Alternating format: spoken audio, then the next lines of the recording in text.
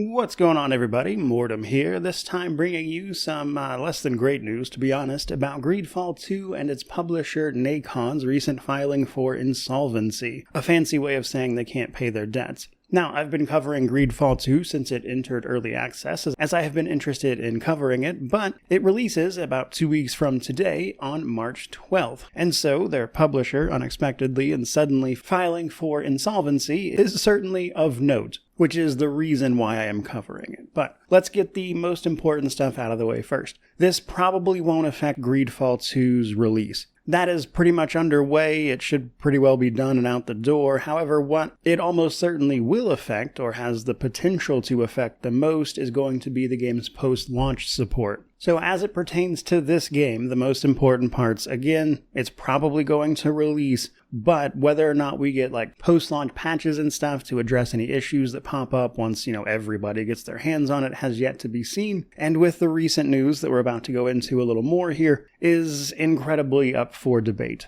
Now, before we begin the rest of this video, where I explain what's happening here, I do want to start out with the fact that I am not a lawyer. Nacon is a French company, I believe, but I do know more or less how a lot of this stuff works, and I am simply trying to provide some context, but I am in no way an authority on the matter. So first up, let's go ahead and start with the fact that, again, they filed for insolvency. What does that actually mean? In the US, you would probably associate that just with straight up bankruptcy, as they are similar but technically different. So insolvency is simply the inability to pay your debts. Bankruptcy is the legal process, at least here in the US, by which that is addressed. You can be insolvent without going into bankruptcy, but they are, as you would imagine, often closely related. Now, for those who don't know about Nacon's business, Nacon has actually had some well-received games in the news recently. They had that RoboCop game that released, the expansion to that RoboCop game that was standalone. They recently released Hell Is Us. They are about to release Greedfall 2. They just released 6 Blades of Greed.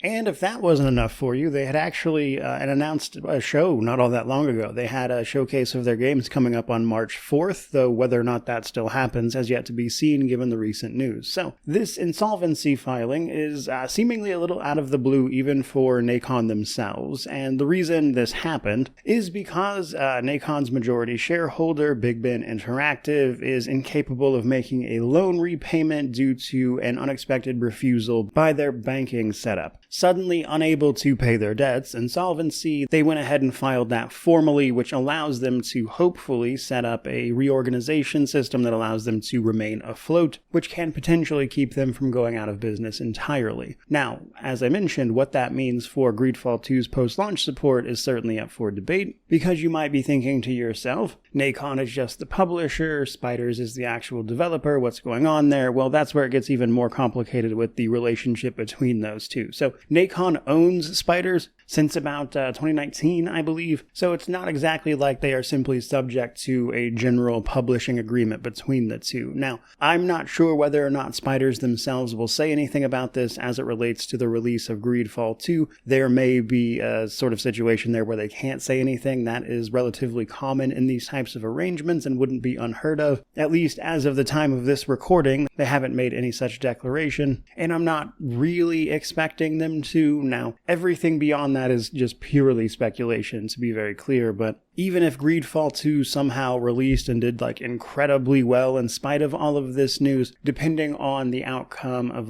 the reorganization filings and everything that Nacon has had to go through, what exactly happens here, what even happens with the proceeds they make from this game, all of that's up in the air. I just wanted to point out that even if Greedfall 2 managed to do crazy super well or something, it might not necessarily solve all of their problems and guarantee even post-launch support as an example. I mean, I'm sure it wouldn't hurt them by any means. It would probably be more helpful than not, but again, complicated situation. The last thing I kind of wanted to talk a little bit about here is that I did feel like, though I was not entirely sure, that Greedfall 2 was being rushed a little bit to its launch. Which at first I kind of figured had something to do with the game's, I would say, not exactly smooth journey through early access. They had issues with a voice actor they had to replace, things were kind of slow going. They are only currently up to the 0.3 update for the early access period, and then it was announced that, suddenly they were launching on March 12th. And while it's not unheard of for there only to be like specific updates in an early access period while they work on the full game, it did just strike me a little odd in this particular case with the way everything had progressed.